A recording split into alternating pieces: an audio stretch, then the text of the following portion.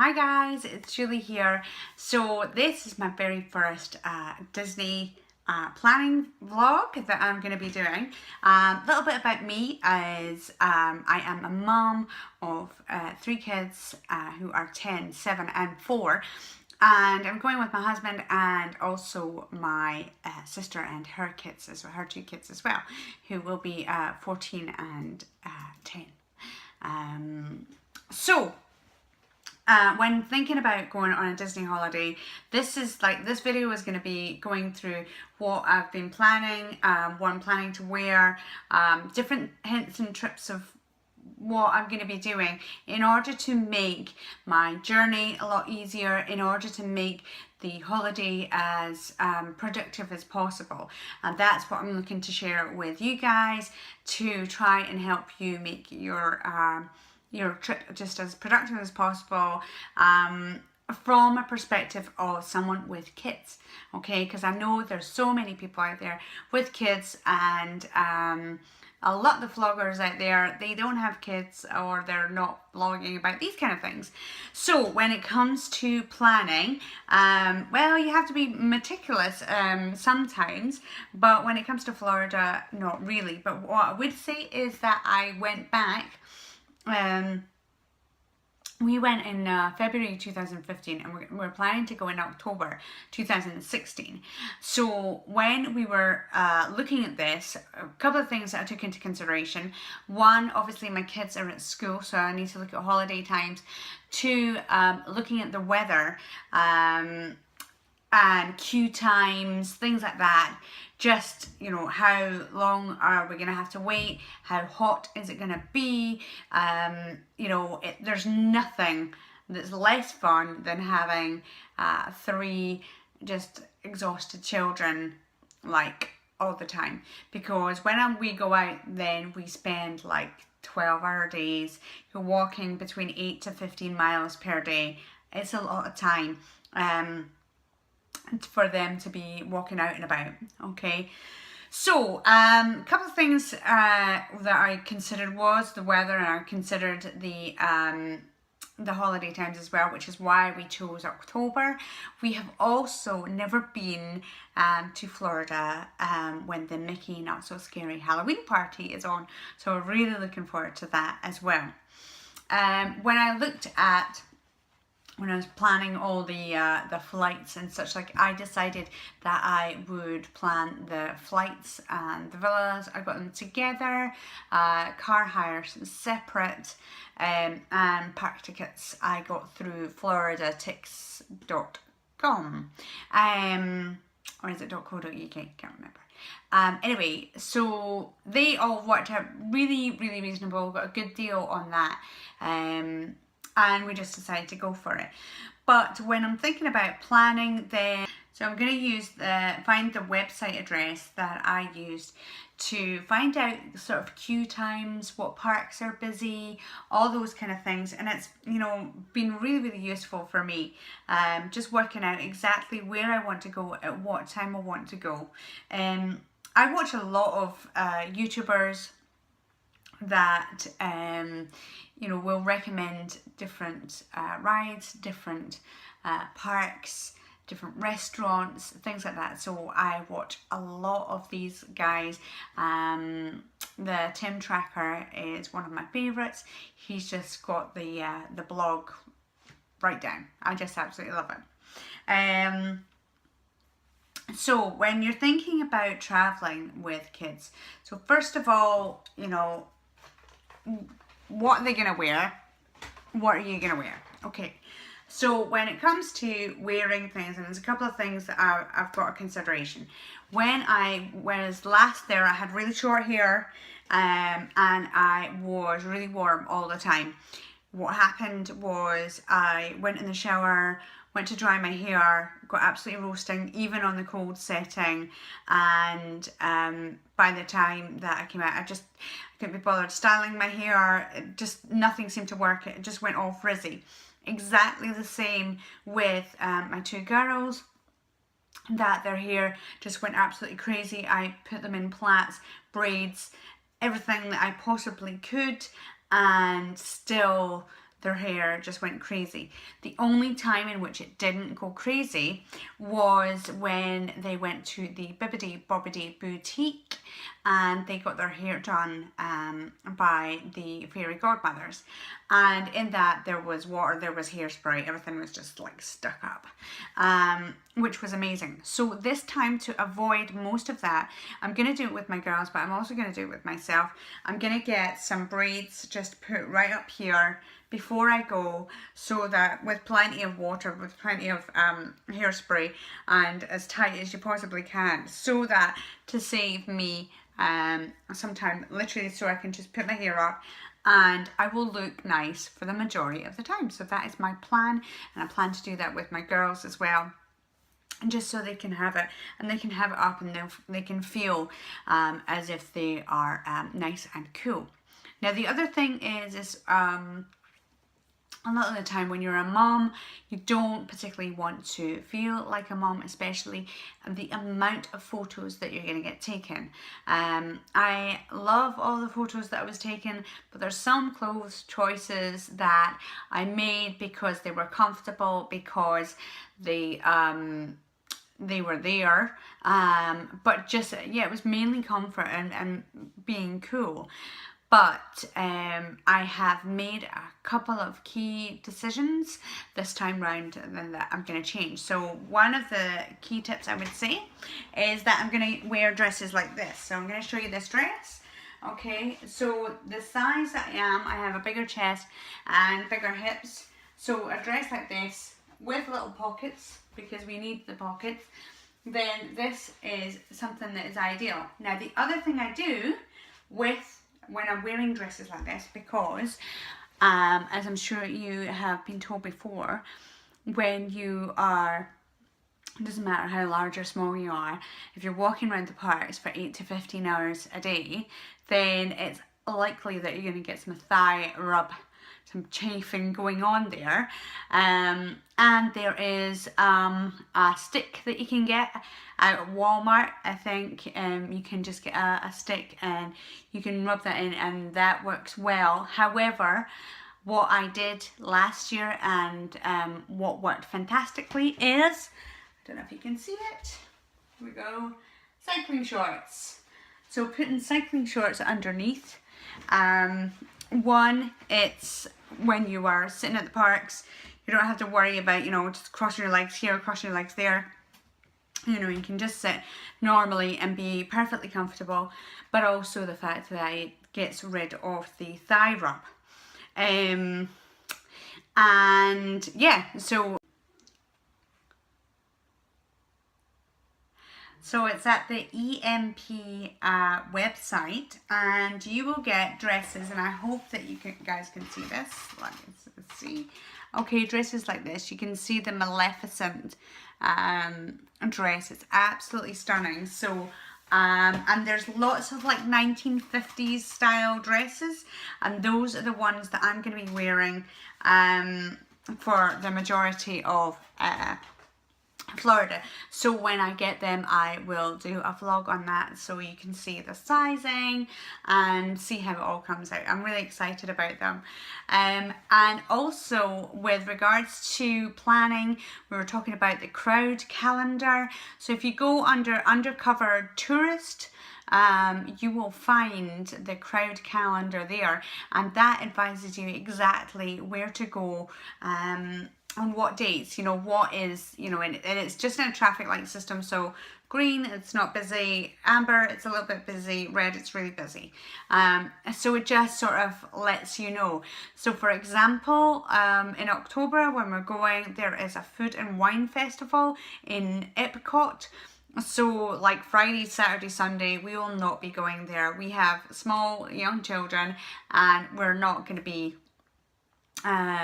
going along there and partaking in that. So that's another good thing. Sorry, I'm just getting my laptop up here. Now the other thing that I would suggest, if you have children, my little girl will be 5 by the time we get here. We are still taking a buggy. We are still taking a buggy with us.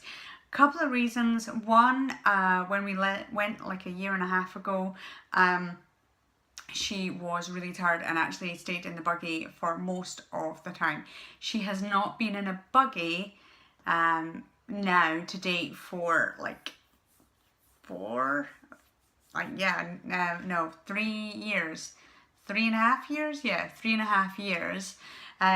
So she has not been in a buggy for 3.5 years. However, when we go to Florida, we take a buggy. The other thing is that you can put all your junk on that buggy. Believe me, it's like a lifesaver.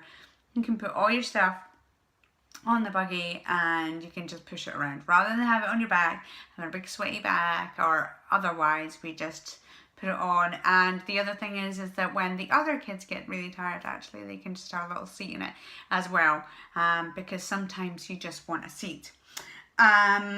So a lot of people ask me about sort of organising for the flight. Like, do we take iPads, iPhones, all that kind of thing for the kids, because they're frightened that the children will be bored. Now, the youngest was coming up for, no, well, she just turned 4. Sorry, she just turned 3. So she was like 3.5. And they were not bored at all. We took the iPads because we didn't know what to expect, but they just used the in-flight entertainment, and it was brilliant.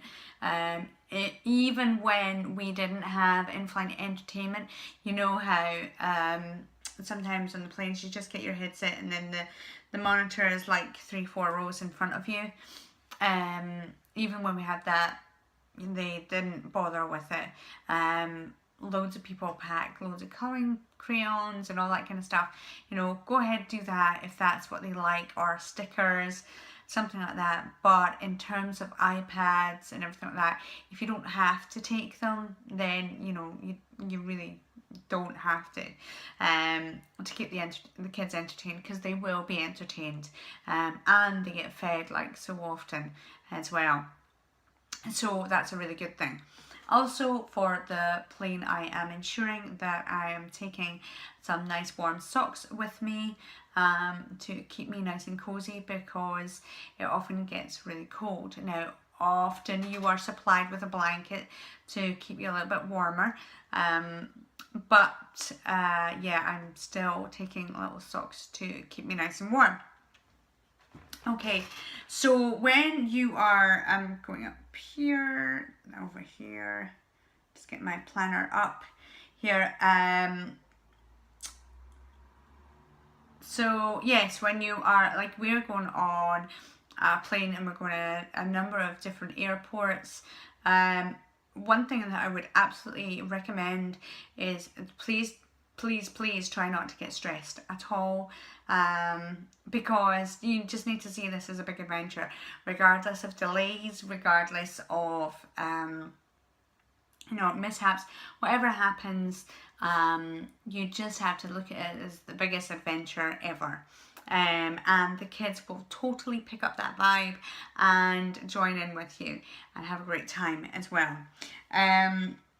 So we are picking up a car, and we've got our own villa on day 1. So we will arrive at about 5:30, something like that.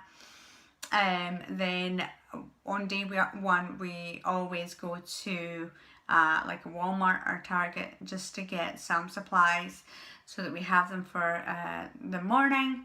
And in the morning, the chances are you're all going to wake up at some ridiculous time in the morning. If you are from the UK, you are going to arrive at around, wake up at around 5, maybe 5:30 in the morning. If that is the case for you, what I would do, this is my personal recommendation, is go to the rope drop. Okay, rope drop is basically, it's a show about ½ hour before opening times, and basically there's all this singing and dancing and just amazing things, and you get to see you know, some of the more rarer characters. It's a pretty awesome thing to go and see. I've seen many YouTubers go and see it. I haven't seen it yet, and I was determined to do it. Last year we got delayed in Philadelphia, so we didn't get up early on day one, so we didn't do it. But if you can do that, then absolutely go and see Rope Drop. It is awesome. Now there's a couple of things that I definitely want to do, and I'll explain if there's any particular things that I think, oh, this is the reason why I want to do them. So Splash Mountain, so we go to Magic Kingdom day one, and we want to go to Splash Mountain. Very first thing that we do. This one, my little girl, she was desperate to go on it, but she just wasn't tall enough at the time. Now she's more than tall enough and she can go on it, so we are going to go on to Splash Mountain. It's also right at the back of the park, and I would recommend going right to the back of the park. When you come in, you go right to the back of the park and then work your way back, because a lot of people go to the very first rides and then work their way around. But if you go to the back and then work your way back, that will be better.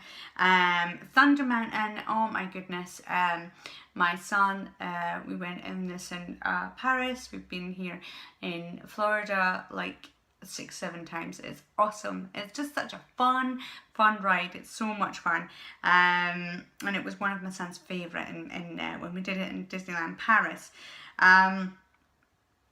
Another good one I would go on is Pirates of the Caribbean. It's just really fun, a good little ride, and like great interaction on the old the characters that come in without telling you too much. Now, couple of other things that I would recommend is, if you can, I think it's about 9 o'clock in Casey's Corner. There is a quartet, barber shop quartet. And they are absolutely fantastic. So just on Casey's Corner about 9 o'clock, and I think it's another point in the day, but I don't know when, but I would highly recommend going there. So we have decided that for a free number of days we will probably be going out for like 12 hours at a time, and on that first day it'll probably be the 12-hour one. The next day we're actually going to be going to a water park, and that allows us to have all the fun, but it also allows things like lazy rivers to just sit and chill, and I do think you really need that. I went back when I was 17, just a few years ago, and with my mum and dad, and we literally did a park, a water park, a park, a water park, park, a water park, and it made such sense because we really got to rest and recuperate on those days that we weren't at the park, and it just meant that we could go for longer days, and it worked out brilliantly. In saying that, if you are able to get up really early in the morning, then get up really early in the morning, go and do a couple of hours at the parks. The other thing about the parks is parking. At the moment it's $20 to go and park at Disney. What I would highly recommend, and what I will be doing, I will be trying out, is I will be singing to the cast members Disney songs. Now, whether it just cheers them up or whether they might give me my free parking, I don't know. But that is what I'm going to be doing, is singing to the cast members, taking the parking money, and hopefully they will give me my parking for free. Yes, so, but if you can go early in the morning, do a couple of hours, go out of the parks, and get at lunchtime, get something to eat, and spend another couple of times a couple of hours napping, and then go back at night. I know that's what we're going to be doing. Certainly with the water parks, some of them close at 5 p.m.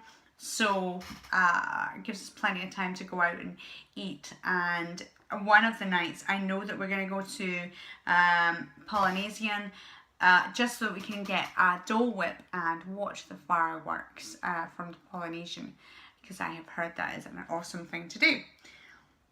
Now, as we go on to Animal Kingdom, another thing that I would highly recommend is that you get all your, when you're staying in a villa, get stuff for breakfast, so it makes things quicker.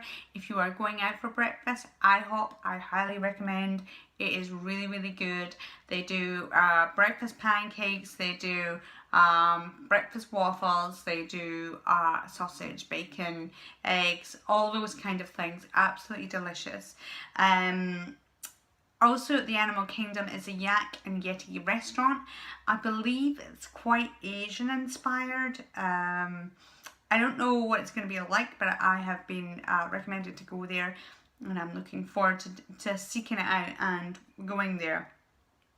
The Kilimanjaro Safari is absolutely awesome, as well as the Everest expedition. That is just absolutely killer. It's brilliant. We're also going to be seeing Dinosaur, as well as the Kali River Rapids. Now, the Animal Kingdom closes early on that day. And I found that out. It was either through the My Disney Experience or the crowd calendar.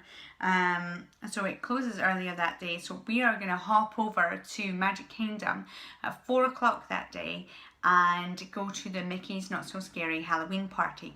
It is worth noting that in October, and it will tell you on the My Disney Experience app, that there are a number of nights that are closed off. Basically, the park's shut at 7, and because there is the Mickey Not So Scary Halloween party. It is a ticketed event, so you have to buy tickets in addition to your park tickets. And I can't remember, I don't know if it was $170. I can't remember what it was. I will probably put that in the comments as to what it was. Okay, I would also always recommend that, so that's like 3 days in a row, plus your travel day that you've spent. The next day is going to be spent a shopping day or a free day, just a little bit more of a chill out day, maybe a day that you can get up at 10 in the morning as opposed to like really early o'clock in the morning. Going to Hollywood Studios used to be called MGM. I have been recommended that we should go to the Writer's Stop. Now, the Writer's Stop has some pretty cool food in it, but it is become, I think it's a segment of like Star Wars, what will become sort of the Star Wars area, so you can get like cupcakes with Star Wars characters, and that seems pretty cool for me. Cupcakes, Star Wars, what's not to love? The Rock and Roller Coaster, Star Tours, Toy Story Mania. I would highly recommend that you're going to get a fast pass for that. A lot of people, they're not willing to do their fast passes because they don't want to be restricted to going somewhere. What I would say about that is you get 3 fast passes a day, and then once you've used them, you can get an additional one. But if you pick the 3 fast passes, if you use them, fantastic, you got there. If you don't, then you don't, and that's it. You know, it's no big deal, or you can change it, or you know, whatever it is. But book it. Just book it, and then you know, you can decide whether not to go or to change something. But Toy Story Mania, definitely get fast pass for that. As well as I would recommend the Tower of Terror. Although it's not supposed to be like heaving in October, the chances are there will be some rides that are more busier than others. And I remember that unexpectedly in March time, it was February, March time, it was really bad snow up in the north of America. So there was loads of people that came down for like long weekends. So there was hardly any days that it wasn't busy. So it's worth bearing in mind, even though you're not going in peak season, it can still be really quiet, really busy because of things you just didn't expect. So okay, that's fine. We've got wishes from the beach. That's cool. 7 dwarfs. Now, if you have a small child, something I would really recommend is Fast Passing. It's a Small World, Peter Pan's Flight, Mickey's PhilharMagic, the Haunted Mansion. The Haunted Mansion is so cool, especially at Halloween. Can you imagine? It's gonna be great. Yeah, all these things, like the rides that your child is the only rides that your child can go on because they're a little bit smaller. Like even the Aladdin's Magic Carpets, Dumbo, the carousel, I think it's Prince Charming's carousel it's called. All those kind of things that your child is small enough to go on. They're not big enough to go on the bigger rides. Book a fast pass for them, okay?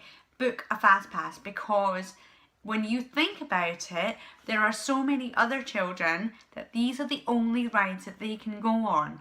So they're going to be really, really busy. I remember it's so bizarre because queuing up for It's a Small World for like an hour and a half when other rides were like 10 minutes. It was crazy. Like Tower of Terror was like 10 minutes. That was in Paris, but these things can happen. What are the other things that I am planning to do? Universal, you must ensure that you go to Kong. I know that the queues are really, really busy at the moment, but Kong is a brand new ride, as well as Hulk being really updated. So these two things are going to be really busy, as well as the Harry Potter rides. Fast passes for Universal, we did get them last time. Were they worth it? Probably not. But what I would say is that something I didn't know previous to this, but previous to going, but you can actually get like a family swap. They do this certainly at Universal, and I'm pretty sure they do it at Disney as well, that when basically your family go through, so say for example, like for me, my husband and 2 of my children go on a ride, say the Harry Potter ride. They queue up the whole time, and then they go on the ride, and like before they even enter in, they say, like, can we have a family swap to their cast member, and they give them a special ticket. So they go on the ride. When they come out, they give that ticket to me, and that means that I can go in the fast pass kind of queue, and it means that I don't have to go as long, and it can be for like 1 adult and the other 2 kids kind of thing. So however many is in the first party can also go in the next party. I think up to 4 or 5. I would need to double check that. And I will do that when I go. But for things that my youngest couldn't go on, this was a lifesaver. It was really good. Things like Spider-Man, and they've got a little waiting area, and you just sit there and have, like, there's cartoons on, stuff for them, and you can see like the ride there, and literally it cuts out so much queuing. When you've already done it, you don't have to do it twice. Also, if you have the ability, a lot of these rides also have a single rider option. So if it's just like, if it's a really big ride and it's you and your husband, so your husband can go on single rider, it's often a lot quicker. But this does come with a warning that if you go on the single rider, it's often the case where you skip past the experience. For example, in the Gringotts ride, then you skipped past a lot of the bank and you know, all the intricate details, those kind of things. So you sort of go up this sort of back passageway, this other passageway to go past it all, so you miss some of the experience, but it takes like 10 minutes, something like that sometimes. So yes, I would do that.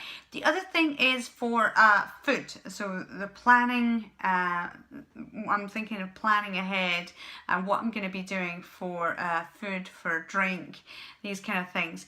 Remember, in all we haven't got a Disney dining plan, so it is off the cuff. You can bring food in with you. Okay, and the other thing is there are lockers at the start of Magic Kingdom, so you can put your food in the lockers if you don't have a buggy, but you can put the food in the lockers, put some chill packs inside, and you know, have sandwiches, you know, snacks, whatever it is, and it just makes things a lot more cheaper, and also you don't have to worry about going, you know, looking for somewhere, looking for food, making a bad choice, whatever it is. But in saying that, there's always going to be fresh options. I know a lot of people can be concerned that they're gonna have like takeaway food all the time. There is really, really good food in Florida. When I went to Disneyland Paris, I did feel like I was eating junk the whole time, but in Florida there is a big difference. I would also recommend going for the kids' meals as much as possible. They are cheaper and they are very substantial, really substantial. And you always get yogurt and like a little salad or like some sort of fruit with it. And I just think they're a great and useful bargain. We also take empty bottles. You cannot take bottles of water with you, but you can take empty bottles. So take some empty bottles, or if you buy juice at the park, just keep the bottle there. You can ask for iced water at any quick service. There's not an issue with it. They are more than happy to give you iced water. Also, there are plenty of fountains around the parks as well. You also get little squirty juices. They're about this size and they're extremely concentrated. So it's diluting juice, and you just put a little squirt in it and you will get, you know, your apple and blackcurrant, whatever juice, and it just lightens things up if you don't want to drink water the whole time. So these are the things that I am planning. The other thing that I am also planning to get, and I will definitely, if I can find a place that I really like, I want to get the Mickey Mouse ears, ones that will not dig into your head, because that's what I do find. Even with the actual Mickey Mouse ones, they do tend to dig into my head. I've got quite a small head, so but yes, I want to get the Mickey ears, ones that are custom made. I'm really excited to get them. And yes, there are some things I'm thinking about for planning for costumes for the Mickey Not So Scary Halloween party, but I will do that in another vlog. I hope this has been helpful. If there is anything that I've missed out, I will either do another vlog, or if you can comment below.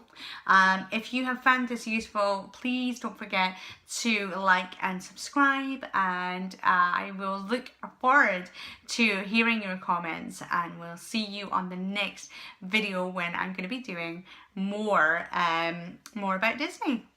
See you later, guys. Bye.